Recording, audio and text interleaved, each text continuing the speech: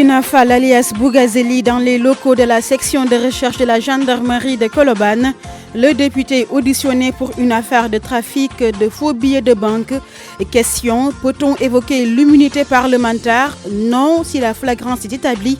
Et précision de l'avocat Maître Babou.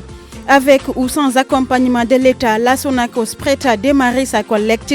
Son directeur général rassure l'entreprise dans les dispositions pour acheter le kilogramme d'arachide à 210 francs.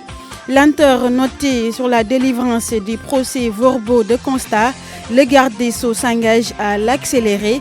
Lors d'une rencontre avec des personnes accidentées, El Hadj Malick Sall a déploré l'état de certains véhicules mis en circulation. Escalade de la violence en Guinée, 20 morts depuis le début des manifestations. Un élève vient de rallonger la liste déjà longue. Et plus tôt dans la journée, la marche du FNDC a été dispersée à coups de gaz lacrymogène. La page des sports, Abdou Diouf Junior, le tour du web, Pabès Diba et quartier vert Youssouf Bodian, bonne santé Nafissatou Sila. La chronique du jeudi, Abdoulaye Ndiaye. L'invité de la rédaction, Modou Diagne Fada. Il est le directeur de la Sonacos. Entretien à suivre avec Macoumba Bey. Bonsoir à toutes et à tous. Trafic de faux billets de banque. Le député Seydina Fall auditionné est par les pendeurs de la section de recherche de la brigade de Colobane. Le responsable politique de l'Alliance pour la République a été cueilli chez lui à Guédiawaye. Les précisions de l'avocat Maître Abdoulaye Babou. Si la flagrance est établie, le député ne peut nullement se prévaloir de son immunité parlementaire. Maître Babou au téléphone avec El Hadj Ndate Diop. Il faut rappeler deux types d'enquêtes. Ce qu'on appelle une enquête préliminaire, c'est généralement les enquêtes les plus longues ou des enquêtes de flagrant délit. En matière de flagrant délit, là, l'autorité, comme dans le cas d'espèce de la section recherche, peut parfaitement arrêter un député si on est dans le cadre du flagrant délit. Ça, il n'y a aucun souci à ce niveau. Si c'était maintenant dans d'autres enquêtes de type parlementaire, en ce moment-là, il faudrait procéder à d'autres formalités lorsque l'Assemblée nationale est en session ou pas, etc., etc. Parce que là, il y aurait, dans le deuxième cas de figure, une autorisation, une sorte de blanc-seing pour poursuivre. Mais en matière de flagrant délit, le député peut être parfaitement arrêté. Donc, dans ce cas d'espèce, l'argument de l'immunité parlementaire ne peut pas prospérer. Non, en matière de flagrant délit, non. Ça, il n'y a aucun problème, il peut être arrêté. À l'instant, Maître Abdoulaye Babou, saisine récurrente de drogue au Sénégal, le groupe intergouvernemental d'action contre le blanchiment d'Afrique de l'Ouest félicite les forces dans la lutte contre ce fléau. Par contre, le GIABA dénonce les attaques terroristes notées au Mali et au Burkina Faso. Il parle des faiblesses du système juridique et du système institutionnel. Abba Kimela Balou, directeur général du GIABA, au micro d'Abdourahmane Diallo.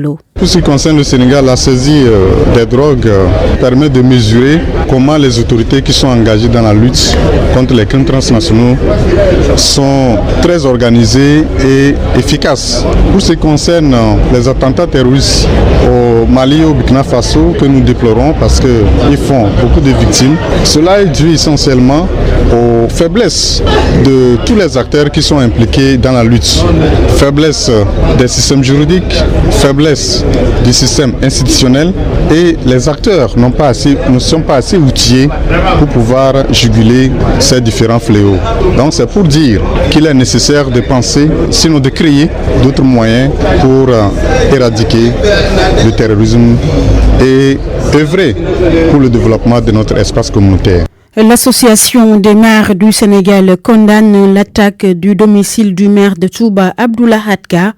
En marge d'une séance de travail avec les maires du département de Mbacké, le secrétaire général de l'AMS a demandé que justice soit faite. RFM, la radio de toute l'actualité. Prise en charge des victimes d'accidents, le ministère de la Justice s'engage à l'accélération de la délivrance des procès-verbaux de constat. Une annonce faite par le garde des Sceaux lors d'une rencontre avec l'Association nationale des personnes accidentées vivant avec un handicap.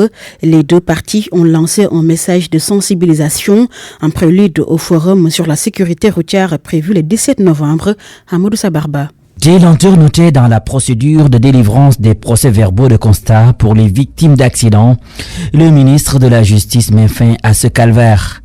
Maître El Hadji Malick Sall promet d'accélérer la cadence. C'est pas digne de nous. Et ça également, ça va s'arrêter, je vous l'assure. Ça, il s'agit de ma responsabilité en tant que garde des Sceaux pour la délivrance effectivement des prévats de constat, parce que ça se délivre au niveau des parquets. Cela, c'est de mon devoir, c'est de ma responsabilité et je l'assumerai cette responsabilité-là pour que là également les choses cessent. Le garde des Sceaux dénonce certains types d'accidents. Il appelle également les assureurs à plus de responsabilité pour une bonne condition d'indemnisation. Il nous est revenu que le Sénégal est devenu le pays les plus dangereux en Afrique à cause des accidents de circulation. Le président de la République s'en est ému et c'est pour ça qu'il a décidé que l'année 2020 sera destinée justement à la sécurité routière. Et donc, c'est tout ce qu'il faut faire pour que cela cesse ou diminue au moins. C'est un combat que les assureurs doivent mener et ils le mèneront, j'en suis convaincu, parce que je connais la majorité de ces gens-là, c'est des citoyens également. Le président de l'Association nationale des personnes accidentées vivant avec un handicap se dit rassuré par les engagements du ministre de la Justice. Donc, il faut organiser ce secteur, c'est pour cela que je suis vraiment satisfait. Et je sais que ça va apporter, par rapport à la déclaration du ministre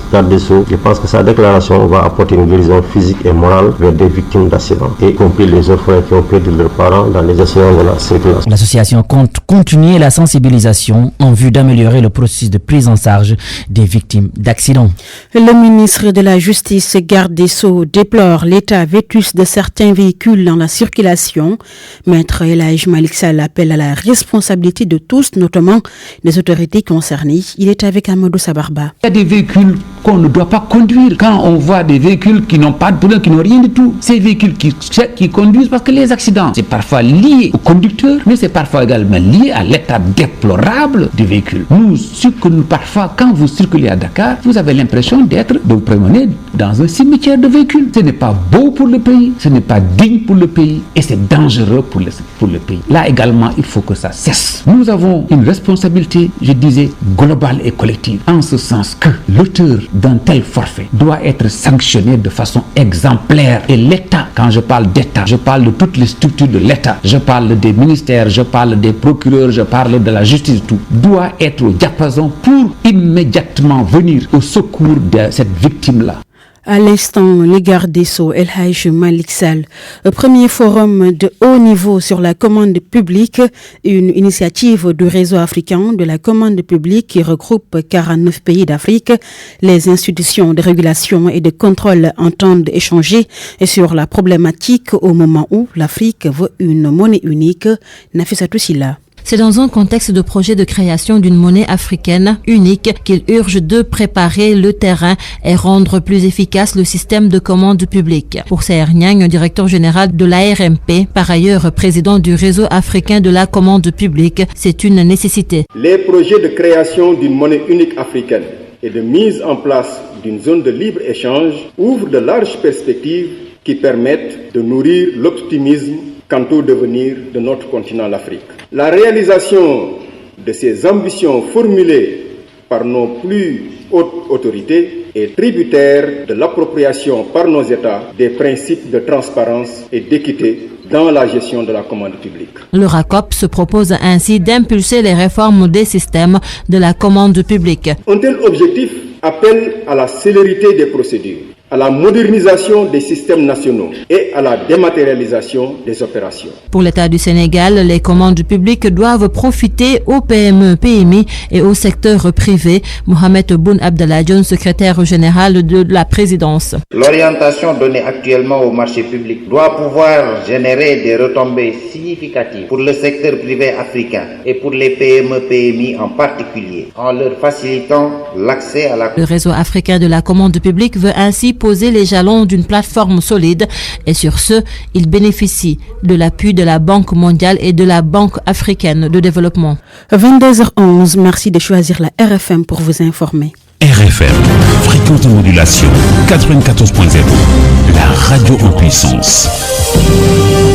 RFM Soir. RFM Soir. Femme John. La Sonacos est prête à démarrer sa collecte, même si le gouvernement supprime la compensation, selon son directeur général.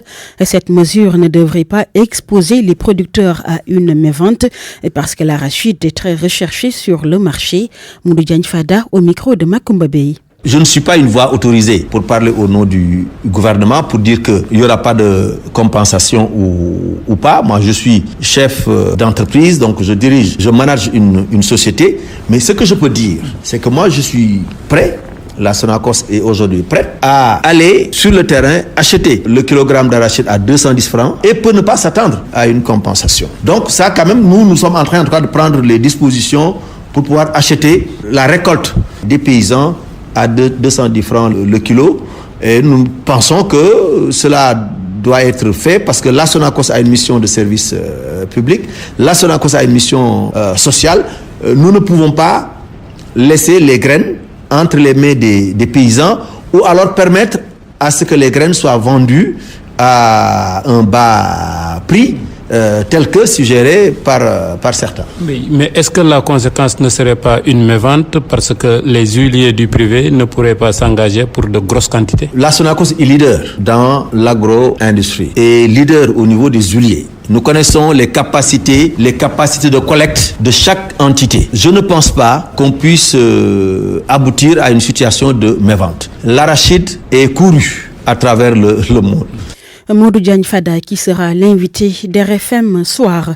6 milliards de francs CFA, le coût estimé pour la réalisation du PRODESC, le programme de développement économique et social de Koungheul, un programme qui se veut un moyen d'offrir des revenus décents et une formation qualifiante à la population de Koungheul.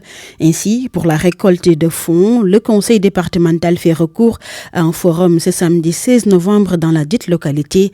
C'est face à la presse Kassem Diop, président du conseil départemental, l'a annoncé au Moudjegagnan. Le PRODESC doit faire revivre le département. Le programme de développement économique et social de Koungheul est mis en place pour combattre la pauvreté. Hassan Diop, président du conseil départemental. Le PRODESC va créer les conditions pour offrir des revenus décents aux producteurs et éleveurs, des emplois et des revenus aux jeunes et aux femmes, une formation qualifiante pour ceux et celles qui le souhaitent, un meilleur environnement de santé et d'éducation. Le financement du programme est estimé à 6 milliards de francs CFA. Le conseil départemental a organisé un forum pour convaincre les partenaires. C'est rassembler le maximum de partenaires techniques et financiers, le maximum du secteur privé et également le maximum de ministères sectoriels autour de la décentralisation. Il y aura également les ONG pour ensemble mettre en place un cadre de discussion, un cadre d'échange. Le maire de la commune se dit optimiste. Mayacine Camara. Le président du conseil départemental a pris toutes les dispositions. On n'a pas négligé un seul point. Et cette formulation de projet est une fonction continue. Avant le forum, pendant le forum, après le forum, nous allons toujours continuer à formuler et reformuler des marchés. Ce n'est qu'un point de départ. Hassan Diop, le président du conseil départemental de Koungheul, appelle tous les acteurs à bannir les clivages. Toujours à Koungheul, cette fois-ci santé, sur 6 000 femmes dépistées, et plus de 200 sont atteintes du cancer du col de l'utérus. Pour lutter contre ce fléau qui, selon le médecin-chef de la région, commence à prendre des proportions inquiétantes, 60 des 120 sages-femmes ont bénéficié d'une formation de 2 jours et sur le dépistage et la prise en charge de la pathologie au Marniaï. Elles sont au total 60 sages-femmes à bénéficier d'une formation sur le dépistage du cancer du col de l'utérus pour une meilleure prévention de la maladie. Cette formation est d'autant plus nécessaire que le cancer du col commence à prendre des proportions inquiétantes selon les autorités médicales. Dr Moustapha Diop, médecin-chef de région. C'est grâce à l'appui de nos partenaires, mais grâce également à l'appui de la chaire de gynécologie et des districts voisins, que vraiment nous avons tenu de former 60 sages-femmes sur le dépistage et la prise en charge du cancer du col de l'utérus. Le médecin-chef renseigne dans la foulée que le ministère de tutelle a mis à la disposition de l'hôpital de Kaffrine un appareil de mammographie pour mieux faire face au cancer du sein et du col de l'utérus. Aujourd'hui, nous avons la chance vraiment d'être accompagnés techniquement et financièrement, mais également nous avons la chance d'avoir au niveau de l'hôpital de Kaffrine un appareil de cryothérapie et même un appareil de mammographie qui vont nous permettre en tout cas d'apporter notre contribution dans la prise en charge du cancer. Le cancer en tout cas du col et le cancer du sein, en tout cas vu nos rapports nosologiques, ce cancer-là commence en tout cas à attirer l'attention et mérite des actions comme celle-là, la formation qui est vraiment la première activité de prévention. Sur les 120 sages-femmes que compte la région, 60 ont bénéficié de cette session grâce à l'appui de l'USAID, mais l'objectif de la région médicale est d'élargir la formation à la moitié restante d'ici 2020. Kaffrine, Omar Ndiaye, RFM. Le CUDEPES, cadre unitaire des organisations du privé d'enseignement supérieur, a décidé de reprendre à partir de lundi les cours pour les étudiants orientés par l'État après plus de 3 mois de suspension pour réclamer le paiement de la dette due. Les étudiants orientés dans le privé se réjouissent de cette décision. Toutefois, ils demandent à l'État de payer intégralement cette dette pour qu'il ne soit plus renvoyé. Écoutons Souleymane Diallo, responsable du cadre unitaire des étudiants orientés dans le privé, au téléphone d'Elège Nyogoudjen. Nous avons un sentiment de satisfaction vu qu'une date est fixée pour le retour de ces étudiants. Et nous lançons un appel aussi à l'État de payer la totalité de cette dette et de faire un suivi régulier dans ces établissements privés. Oui, l'État sait très bien que c'est dû à la dette et que si la dette n'est pas payée, nous ne pouvons pas apprendre dans ces écoles privées. Et tout le temps, c'est le même problème, c'est un renvoi dû à une dette et cette dette, je pense forcément, elle doit être payée pour que ces étudiants continuent les études dans ces instituts privés. Je voudrais aussi passer par là et lancer un appel à l'État. Je pense que ce sera le dernier renvoi durant notre formation parce qu'on a vécu pas mal de renvois en 3 ans. Dans une formation de 3 ans, nous vivons des renvois répétitifs et je pense que ça va diminuer la qualité de la formation. La délégation du groupe Futur Média a été à Kaolack, une enveloppe remise en guise de participation à l'occasion du 7e jour de la naissance du prophète, paix et salut sur lui, communément appelé Gamouat. Retrouvons notre envoyé spécial Oumar Mbow.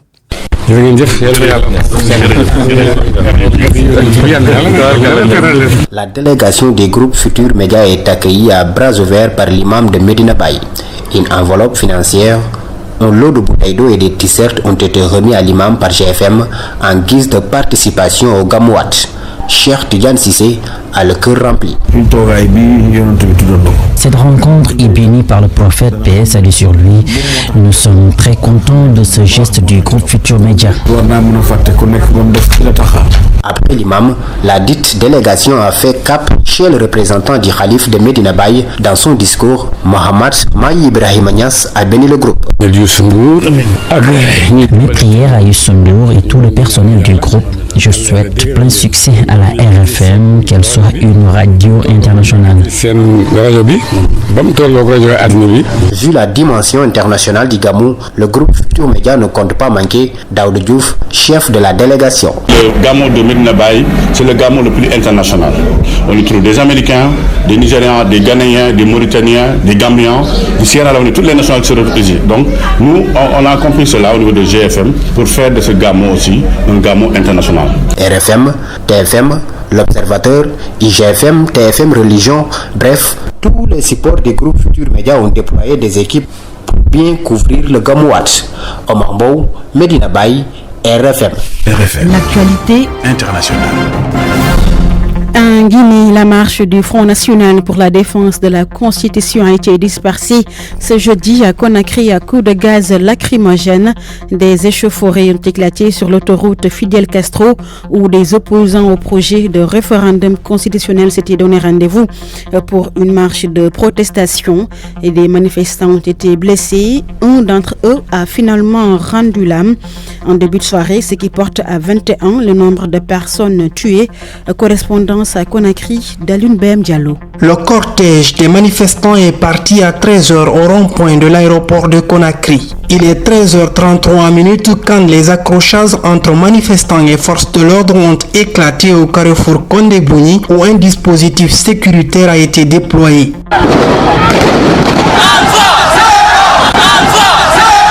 Mobilisés en grand nombre, les militants du FNDC, une fois arrivés à ce niveau, avec la résolution de poursuivre leur chemin, ont été stoppés. Soumis au gaz lacrymogène, les manifestants se sont dispersés dans les quartiers. Le cortège du FNDC se coupe en deux. Étienne Soropogui, membre du FNDC, reste déterminé à poursuivre le combat. Nous comptabilisons aujourd'hui 17 morts. Nous sommes prêts à mourir tous pour ne pas que ce projet passe. Dans la foulée, un bus de transport public a été incendié. Plusieurs autres engins ont été caillassés. Le véhicule de Sidia Touré, opposant, a été abandonné dans un caniveau. Dans un communiqué officiel, le gouvernement guinéen affirme que les manifestants ont attaqué 5 bus de transport public, dont l'un entièrement calciné. À l'intérieur du pays, des manifestations ont eu lieu dans 5 localités. Aucun incident majeur n'a été enregistré. Pour l'heure, la situation reste tendue sur l'autoroute numéro 1 où la circulation reste paralysée. Aliou Diallo à Conakry pour RFM. Bonsoir Abdou Diouf Junior. Bonsoir Fama John. RFM Sport. Football, prolongation du match au Sénégal-Congo, l'état de la pelouse du stade Lat Dior fâche Amdi Moustapha Faye. L'ancien international sénégalais trouve inacceptable que notre pays ne puisse pas disposer d'une pelouse de qualité. Amdi Moustapha Faye, très en colère, il fustige l'inaction des fédéraux. Je vous propose de l'écouter. Ils ne peuvent pas dire, avec tout l'argent qu'ils ont écopé depuis la Coupe du Monde 2002 jusqu'à aujourd'hui, à la Coupe du Monde 2018, qu'ils n'ont pas assez d'argent pour faire des pelouses. Allez dans les clubs en France, même en deuxième division, troisième division, même en national. Pourquoi, avec leur budget, ils ont peu de budget par rapport à l'équipe nationale? Pourquoi ils essaient d'avoir des bonnes pelouses et pas le Sénégal? Regardez au stade d'Amitié. C'est le gazon qui est là-bas. Ça n'existe nulle part dans les stades. Nulle part. On voit encore cette pelouse-là. Et puis, imaginez, on parle des meilleurs joueurs africains. Il se trouve, il y a au moins 4 ou 5 joueurs sénégalais qui sont dedans. Ils arrivent au Sénégal. On n'a pas un stade où ils peuvent s'exprimer. Mais attendez, c'est la folie ça. On va où avec cette fédération? Qu'est-ce qu'ils sont capables de faire? Ils sont capables de quoi faire? S'il n'y avait pas des centres de formation là, on n'aura jamais de petites catégories. Aujourd'hui, heureusement qu'il y a les centres de formation qui ont de bonnes pelouses par rapport. Allez-y Djambar, vous allez voir des belles pelouses. Allez-y à Génération Foot ou d'autres. Il y a des très belles pelouses. S'ils n'arrivent pas à faire des pelouses, il faut faire du synthétique. Il y a des bons synthétiques dans les clubs. Vous allez voir des bons synthétiques. Pourquoi ils ne peuvent pas mettre quelque chose que les joueurs peuvent s'exprimer et puis voilà que le football sénégalais avance? Abdi Moustapha Faye qui a également regretté cet incident avec l'ancien capitaine des Lions de 86 qu'on appelle communément la génération Caire 86. Il s'appelle Amadou Diop D-Boy Bandi. Il a été interdit d'accès au stade Lat Dior sans ticket. Comme cela devrait se faire avec les anciens internationaux. Il a dû payer le billet, mais sa mésaventure s'est poursuivie sur les gradins, regrette l'ancien international sénégalais Abdou Amdi Moustapha Faye. La qualification à la CAN 2021, Mali-Guinée se solde par un nul. Adama Traoré Dinos et Isiaga Silla ont marqué pour les Aigles du Mali. La star guinéenne Naby Keita et Condé ont répliqué pour le Sili national. Score final 2 buts partout. Le Togo a perdu à domicile face aux Comores 0-1. L'Égypte a accueilli et partagé le point avec le Kenya, 1 but partout. République démocratique du Congo, 0 but partout. République démocratique du Congo, Gabon, 0 but partout. Gabon 2, Afrique du Sud 0. Algérie 5, Zambie 0, avec un doublé d'un attaquant que les Sénégalais connaissent bien maintenant. C'est l'homme qui avait marqué le but contre le Sénégal en finale. Bounedjah, Riyad Mahrez n'a pas marqué dans ce match. Mozambique 2, Rwanda 0. En Europe, Harry Kane et Ronaldo portent leur sélection. L'attaquant portugais de la Juventus de Turin, auteur d'un triplé, a permis à son équipe de l'emporter largement 6-0 face à la Lituanie. Bernardo Silva a aussi marqué dans ce match. L'auteur d'un triplé, Harry Kane, lui, a atomisé Monténégro. Score final 7-0. Harry Kane et les Anglais donc, qui ont gagné. Oxlade-Chamberlain, Marcus Rashford et Abraham ont marqué pour les Anglais. République tchèque 2, Kosovo 0, Serbie 3, Luxembourg 0. La Turquie a partagé les points avec l'Islande, 0 but partout. La France a reçu et battu Moldavie 2-1 avec des buts de Varane et Olivier Giroud. L'Albanie et Andorre ont partagé les points, 2 buts partout. Nous parlons basketball féminin. Le Sénégal bat l'Angola au tournoi de préqualification olympique de Maputo. Les Lions ont remporté ce match avec 4 petits points d'écart. Elles ont gagné 75-71 après avoir subi toute la première mi-temps. Ce n'est qu'en fin de dernier carton que le Sénégal a marqué les paniers salvateurs. Le prochain match du Sénégal est prévu samedi 16 novembre contre le Mali. Un Mali-Angola se joue demain vendredi à Maputo. La République démocratique du Congo a déclaré forfait. Le Nigeria et le Mozambique vont devoir jouer un match pour déterminer la première place de ce groupe. Ils sont tous les deux qualifiés en demi-finale.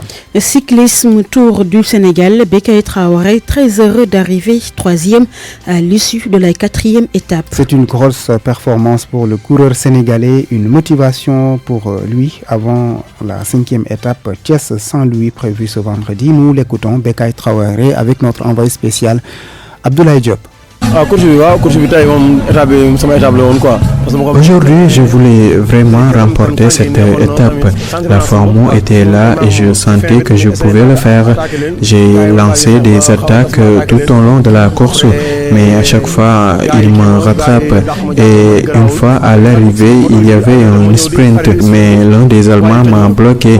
J'ai failli même tomber. Demain, je compte remporter l'étape de Saint-Louis, car je l'avais fait en 2015. Sinon, je suis très content de mon classement de ce jour, même si je sais que j'aurais dû mieux faire.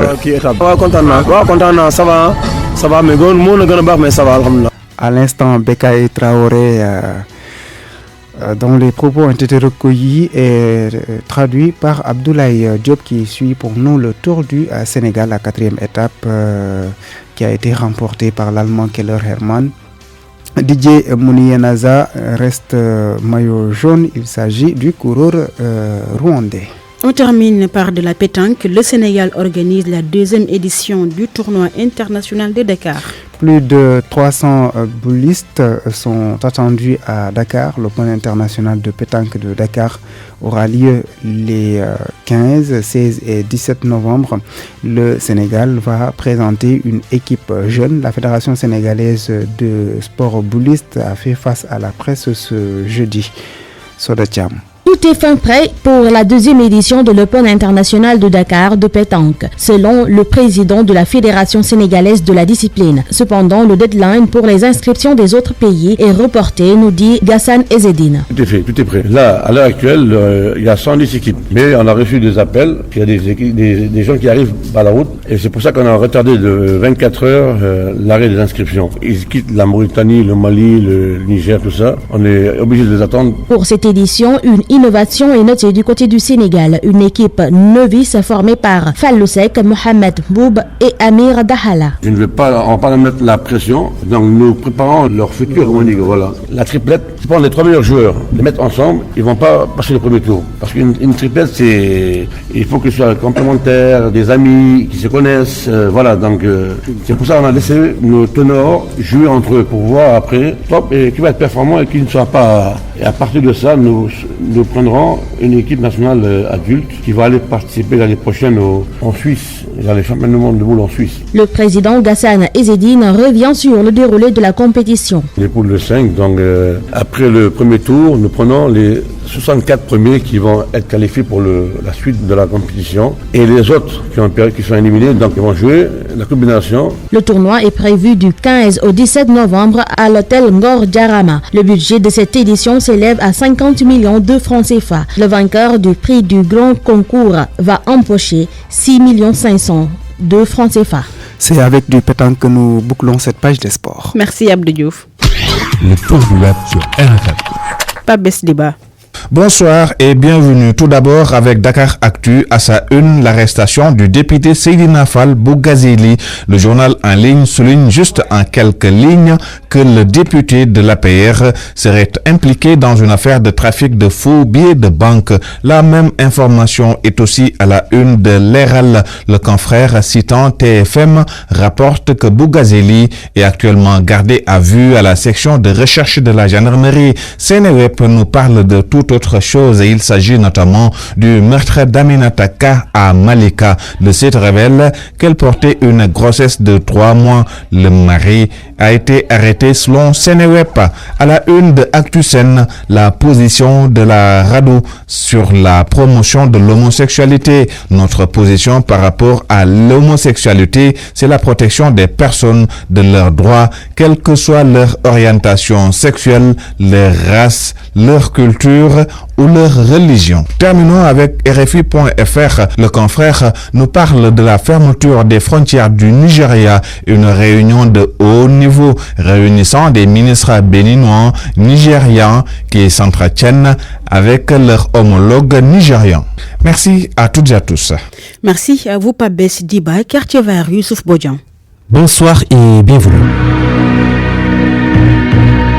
Nous parlons de l'agriculture biologique au Sénégal. De plus en plus, les pesticides sont remplacés par des biofertilisants. De quoi s'agit-il et comment ça marche? Les explications de l'ingénieur agronome Cheikh Bamba Ndiaye. Pour le cas de l'urine, on a fait la collecte de l'urine. On ferme le bidon hermétiquement sur un intervalle de 30 jours, à l'issue de laquelle les réactions chimiques régnant dans le bidon d'urine, aussi le pH qui devient basique, ça rend défavorable les germes pathogènes et ce qui a éliminé tous les parasites ainsi que les bactéries contenant dans l'urine. Et une fois ce temps d'hygiénisation, l'urine peut être utilisée sans incidence sur l'environnement. C'est parti de cette première étape. Ensuite, nous avons utilisé le sous-produit pour le cas de l'urine. Et le constat qu'on a vu est que les sous-produits utilisés ont fait effet. On a vu que dans toutes les planches où on a appliqué les sous-produits, on a les meilleurs rendements, on a les meilleurs produits, on a aussi un niveau de développement végétatif plus poussé. De même que aussi l'urine permet aussi d'avoir un meilleur produit. C'est-à-dire que si on parle de la conservation, parce que c'est un produit qui est bio, ça permettra de mieux conserver les produits. Et aussi, ça permettra aux producteurs de ne pas avoir des contraintes liées au prix très cher de l'engrais qui est souvent très difficile à accéder dans ces zones qui sont confrontées à la vulnérabilité et de l'accessibilité de l'engrais. Et avec l'utilisation de l'urine requis et qui est localement disponible sans contrainte, vraiment, je pense que c'est une technologie et une technique qui permettra de répondre à ces problématiques de nos jours, mais aussi ça va aussi accompagner nos producteurs pour booster les rendements. À Sédhiou, des agriculteurs ont testé des biofertilisants afin de protéger le sol, mais aussi s'adapter au changement climatique. Y a-t-il eu de bons résultats? La réponse de Max Euclide Kamfani. C'est donc une sorte de réponse apportée aux multiples problèmes des producteurs face au changement climatique, mais aussi un système qui aide à protéger et préserver l'environnement. Chez Amadou Bambandjaï, expert agronome pour le projet PATSER. Nous avons mis en place des champs de ces démonstrations qui nous permettent non seulement d'introduire de nouvelles techniques qui vont permettre à nos producteurs et aussi à tous les producteurs de la zone de tirer une expérience qui va leur permettre de mieux gérer leurs parcelles, mais aussi augmenter leur production. En même temps aussi, ça va leur permettre de donner une réponse à ce problématique de changement climatique, parce que ce sont des produits biofertilisants qui sont naturels. Il n'y a pas l'utilisation de pesticides ni aussi de produits chimiques. Ils peuvent être utilisés sans incidence sanitaire sur le producteur, de même aussi par rapport à nos produits récoltés, aussi la protection et la préservation de l'environnement. Ces produits biofertilisants à base de déchets organiques comme l'urine ont fait l'objet d'expérimentations dans la zone par quelques producteurs qui y trouvent désormais leur compte. C'est le cas de ces deux producteurs, Momodou Diallo à Saré Lamine et Momodou Mbo à Touba Mouride. Ils sont venus nous montrer ces méthodes, surtout l'urine qu'on peut utiliser et en faire de l'engrais du bio. On les met dans les bouteilles et après un temps on voit l'utilité. J'étais hésitant, j'ignorais tout. C'est parce que je n'ai pas été à l'école et j'ai fait appel à mes enfants pour tout le nécessaire. Des produits fertilisants naturels qui non seulement facilitent à ces producteurs leur travail, mais aussi sont d'un grand avantage dans les rendements confiés. L'un d'entre eux. Merci à Max Euclide Kamfani qui a réalisé ce numéro de Quartier Vert. À la semaine prochaine. Puis cet outil-là nous parle de diabète. Bienvenue. Type 1, type 2 ou toute autre forme de diabète, le traitement repose essentiellement sur l'alimentation, l'exercice physique et les prescriptions médicamenteuses. Mais pour le professeur Anassar, diabéto-endocrinologue, le plus important reste le suivi régulier. Pour tout type de diabète, un diabétique doit être vu tous les 3 à 4 mois selon le type, avec un examen physique et certains examens complémentaires pour dépister les complications. Maintenant, selon le type de diabète, nous avons quelques particularités traiter. Par exemple, le diabète de type 1, c'est un diabète qui ne peut être traité que par l'insuline pour le moment. Donc l'insuline est indispensable pour la vie du diabétique de type 1. Et pour le diabète de type 2, en dehors des mesures hygiéno-diététiques, il existe un traitement par voie orale, mais parfois, le diabète de type 2 peut être traité sous insuline. Il y a des traitements à base de comprimés qu'on appelle les antidiabétiques qui peuvent gérer le diabète pendant de longues années. Cependant, ce diabète de type 2 peut également nécessiter de l'insuline. Il ne faut pas qu'on stigmatise en disant l'insuline pour les diabétiques de type 2 ou c'est quand c'est grave ou bien quand... voilà. Donc ce diabète peut être traité par l'insuline. L'insuline peut être nécessaire pour ce type de diabète. Le respect de toutes ces mesures permet aux diabétiques d'être bien équilibrés et d'éviter la survenue de complications aiguës et chroniques. Nous avons déjà des sujets qui peuvent être à risque. Chez ces sujets à risque, il faut surveiller la glycémie, mais il ne faut pas seulement se limiter à surveiller la glycémie. Il faut déjà, dès le départ, mettre les mesures préventives, avoir une activité physique, avoir une hygiène alimentaire. Maintenant, pour tout individu, je pense que le slogan « Manger moins sucré, moins salé, moins gras et bouger plus » vraiment est un slogan qui est applicable à tout le monde. Le respect de toutes ces mesures permet aux diabétiques d'être bien équilibrés et d'éviter la survenue de complications aiguës et chroniques.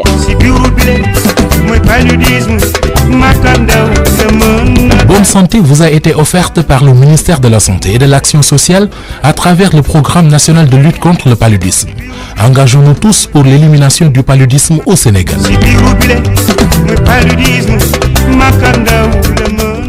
RFM, la chronique du jour. La chronique du jeudi, signée Abdoulaye Ndiaye. Sommes-nous en effet à la veille d'une révolution copernicienne en matière d'impôts et de fiscalité dans ce pays? Certaines informations distillées dans la presse semblent bien l'accréditer. On y annonce une stratégie de recettes à moyen terme, comme une trouvaille ou simplement le nouvel instrument d'une organisation et d'une meilleure opérationnalité entre grands services de l'État chargés des prélèvements qui alimentent le trésor public. Tout comme elle devra, cette nouvelle stratégie de recettes, aider à identifier des catégories de contribuables qui ont jusqu'ici échappé à toute obligation fiscale.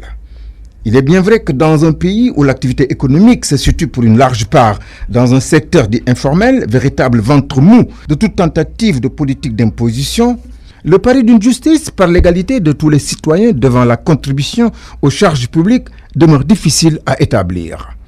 Sans chercher à jeter la pierre à une catégorie de citoyens par rapport à une autre, nous devons reconnaître qu'une activité foncière visible en constante progression, des exigences douanières dans le domaine des importations en augmentation et la multitude de nouvelles structures de services qui génèrent du profit auraient dû être autant de niches à doper les recettes de l'impôt et autres formes de fiscalité. Mais pour cela, l'État s'y est-il donné les moyens d'une mise en ordre? Comme réponse concernant le patrimoine foncier privé, on parle d'adressage qui s'appuie sur une base de numérotation des rues et immeubles dans nos quartiers, constituant un moyen d'information fiable pour impôts et fisc, ce qui aiderait à atteindre un objectif d'élargissement de l'assiette dans ce domaine en évitant toute forme de fraude. Mais il faudra faire dans ces quartiers avec un rythme accéléré de construction d'immeubles. Ils y poussent comme poussent des champignons, donc parfois difficile à répertorier. Reste que l'impôt dans un État démocratique est un effort demandé à chaque citoyen contribuable en fonction de sa capacité contributive et qu'il serve par la réalisation d'infrastructures à améliorer le cadre de vie des membres de la communauté. Aussi, si la nouvelle stratégie de recettes compte alléger les procédures, chercher à inciter au respect d'une obligation citoyenne et ne point être une coercition, elle ne manque de correspondre à un besoin côté pouvoir public d'arriver à accroître des capacités à financer des projets latents ou en vue. Il faudra toutefois que cette nouvelle stratégie de recettes ne prenne pas les allures d'une surimposition pouvant affecter des pans entiers de l'activité économique. Sa prochaine mise en application effective pourra nous édifier. RFM, l'invité. L'invité de RFM Soir, c'est Modou Diagne Fada, directeur de la Sonacos, entretien avec Makumba Bey. Merci beaucoup. Notre invité est donc, comme vous l'avez dit, Modou Diagne Fada, directeur général de la Sonacos. Bonsoir, monsieur le directeur général. Bonsoir, Makumba. Aujourd'hui, quels sont les objectifs de la Sonacos pour cette campagne de collecte qui vient? L'objectif de la Sonacos pour la campagne 2019-2020 est de 150 000 tonnes de graines coques. Et nous pensons avoir réuni les conditions pour atteindre un tel objectif. D'abord, le financement est disponible à temps. Nous avons signé la convention. L'État, à travers le ministre de l'économie, du plan et de la coopération, a signé la convention de financement d'une première tranche de 45 millions d'euros, ce qui avoisine les 30 milliards de francs CFA. Et en cas de besoin, une rallonge de 21 millions d'euros possible pour nous permettre donc d'atteindre les 150 000 tonnes prévues. Du point de vue interne aussi, nous avons pris des mesures de remise en état de certains équipements importants dans la réception des graines. Et aujourd'hui, toutes les sauterelles qui étaient un matériel de manutention étaient en panne, sont en train d'être réparées et nous serons prêts le jour J. Nous avons aussi prévu de créer des centres de réception intermédiaires. Nous en avons 4 à travers le pays. Un centre de réception intermédiaire à Touba, un à Koungheul, un à Kolda et un à Tambacounda, non seulement pour nous rapprocher des paysans, mais aussi pour nous rapprocher des OPS. Au lieu d'obliger l'OPS à charger à partir de Tamba et à venir à Kaolack pour décharger, l'opérateur peut s'arrêter à Tambacounda et on mettra un dispositif pour aussi le payer. Donc, nous avons aussi pris des mesures cette année pour que le paiement soit rapide. Dès que les graines sont déposées et facturées, l'opérateur sera aussitôt payé. Mais est-ce que ce n'est pas une manière de ne pas être présente sur tous les points de collecte? Non, mais vous savez qu'il y a un système. Le système de collecte est organisé. La Sonacos donne les agréments et indique les points de collecte. Parce que le Sénat intervient dans la répartition des points de collecte. Une fois les points de collecte connus, les opérateurs sont affectés. Mais ces différents points de collecte sont de petits points de collecte comparés aux grands sécos que vont constituer les centres de réception intermédiaire. Alors, ce sont des centres qui vont nous permettre de stocker momentanément les graines et plus tard, nous allons nous organiser à travers la Sonacos pour ramasser les graines et les déposer dans les sites traditionnels que sont les différentes usines. Mais nous voulons tout simplement innover cette année en nous rapprochant des producteurs, en nous rapprochant des paysans et en évitant aussi les coûts, en minimisant aussi les coûts de transport. Mais est-ce que la Sonacos a vraiment les capacités de traiter 150 000 tonnes ou plus? Oui, la Sonacos, normalement, une Sonacos qui marche peut transformer des milliers et des milliers de tonnes de graines. Peut-être que la Sonacos, à l'heure actuelle, a des installations qui sont encore vétustes et c'est ce qui fait peut-être que vous parlez de capacité par rapport à 150 000 tonnes. Mais une seule usine de la Sonacos a les capacités de traitement, de trituration de 150 000 tonnes. Mais je parle de la Sonacos à l'heure actuelle. Voilà, maintenant, là, nous avons pris des mesures parce que nous avons décidé cette année de faire les travaux de fin de campagne, c'est-à-dire les travaux de remise en état d'un certain nombre d'ateliers qui étaient en difficulté. Et sur fonds propres, nous avons dégagé plus d'1,5 milliard de francs CFA pour atteindre cet objectif. Et ensuite, ce montant-là nous permettra de remettre en état les ateliers de détoxification dans les usines de Ziguinchor et de Kaolack, mais aussi les ateliers d'extraction. Parce que vous le savez, depuis quelques années, la Sonacos ne produit plus de tourteaux traités, de tourteaux détoxifiés, capables de pénétrer le marché européen. Cette production-là va reprendre à partir de 2020, s'il plaît à Dieu. Donc, et ensuite, nous allons travailler à être autonomes par rapport à l'énergie. Vous savez, à partir des coques d'arachide, nous pouvons nous-mêmes avoir produire notre propre électricité et faire fonctionner nos machines. Malheureusement, ce n'est pas le cas depuis quelques années, ce qui augmente aussi les coûts de production.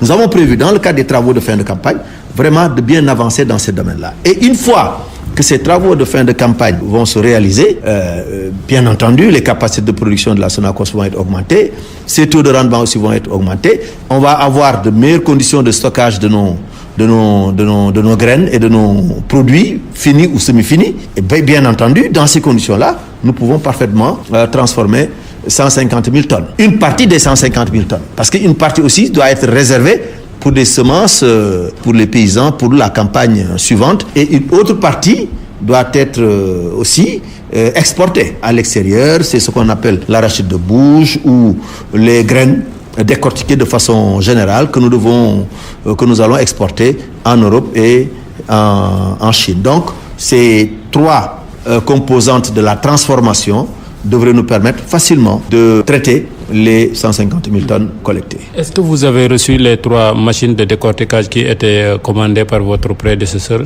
Pape Dieng? Oui, nous les avons reçues. Quand j'arrivais, c'était à l'état de commande.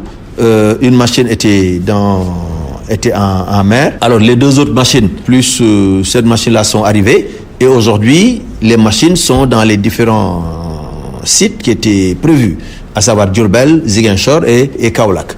Et les ateliers sont en train d'être faits. Nous avons dégagé les montants nécessaires pour réaliser les ateliers et nous pensons que ce sont des machines qui vont être actives pendant cette présente campagne 2019-2020.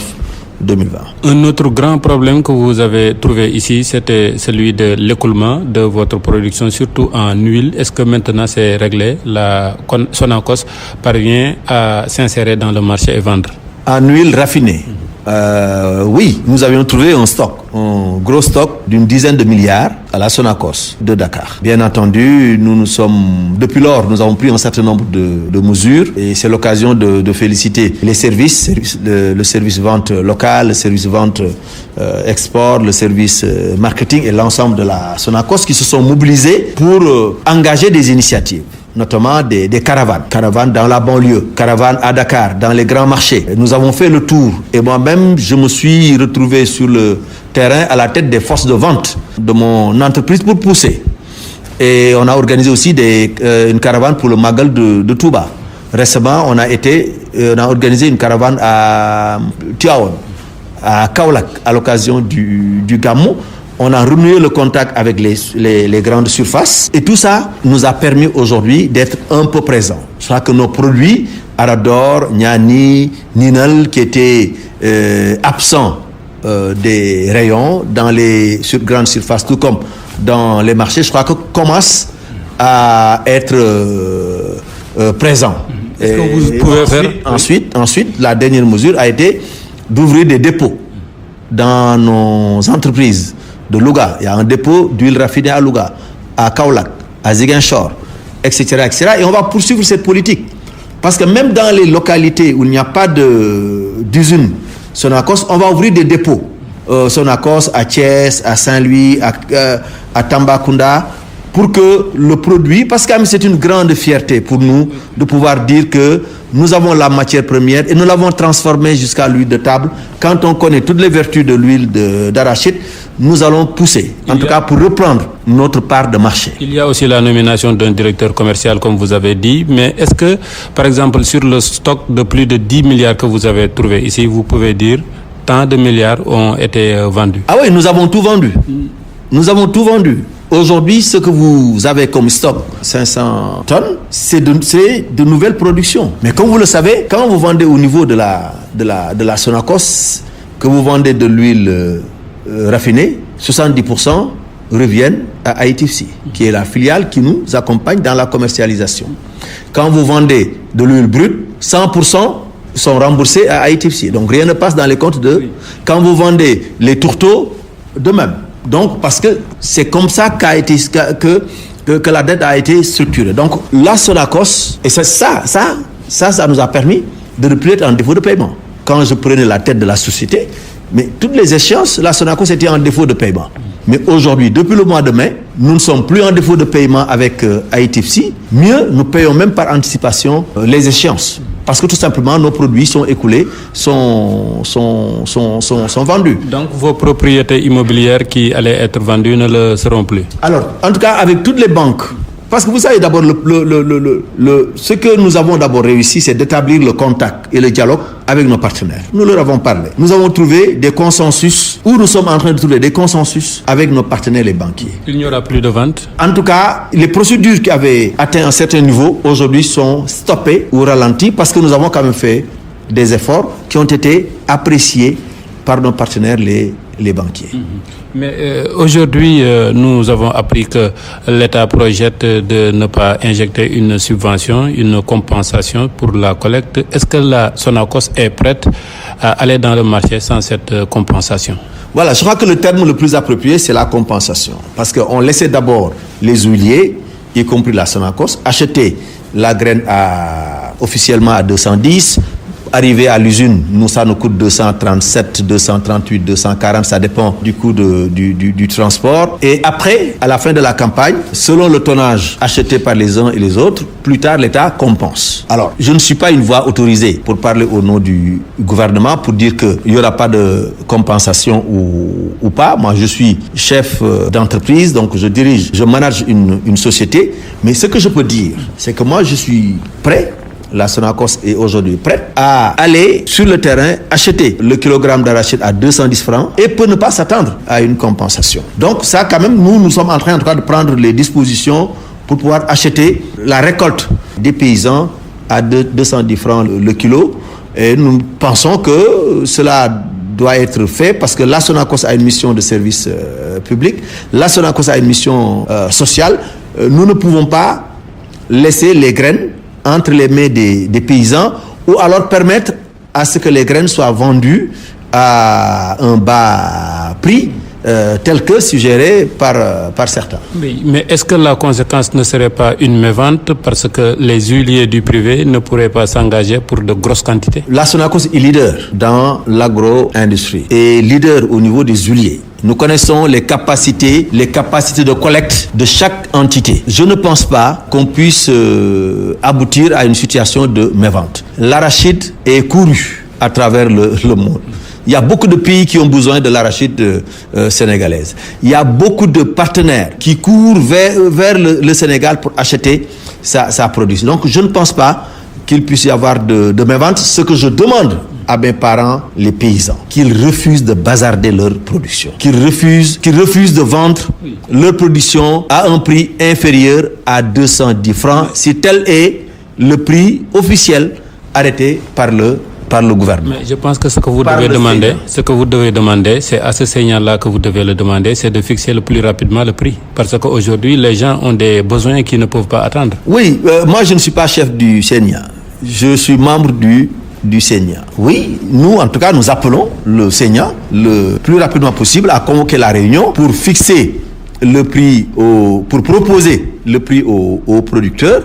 Et bien entendu, une fois le prix connu, le ministre de l'Agriculture, en relation avec le chef de l'État, qui, il faut le rappeler, a beaucoup insisté pour que des diligences soient prises, pour que le financement soit là à temps, pour que cet effort fourni par le chef de l'État ne puisse pas rester vain. Parce que si on attend encore plusieurs semaines avant de fixer le prix aux producteurs, bien entendu, ce ne sera pas au grand bénéfice des paysans. C'est la raison pour laquelle j'ose espérer qu'on ne va pas sortir de la semaine prochaine sans pour autant que le prix aux producteurs soit officiellement connu. Le tableau que vous avez peint de cette Sonacos-là est un tableau très beau. On peut donc dire qu'en 2020, la Sonacos sera de retour ou est de retour? Non, déjà la Sonacos est en train de revenir. Je crois que tout le monde le sent, tout le monde le voit, l'espoir renaît. Vous avez entendu récemment le syndicat national des corps gras parler sur vos zones pour saluer les efforts de la nouvelle direction générale et toutes les mesures que nous avons prises pour faire avancer la Sonacos. Donc on peut déjà dire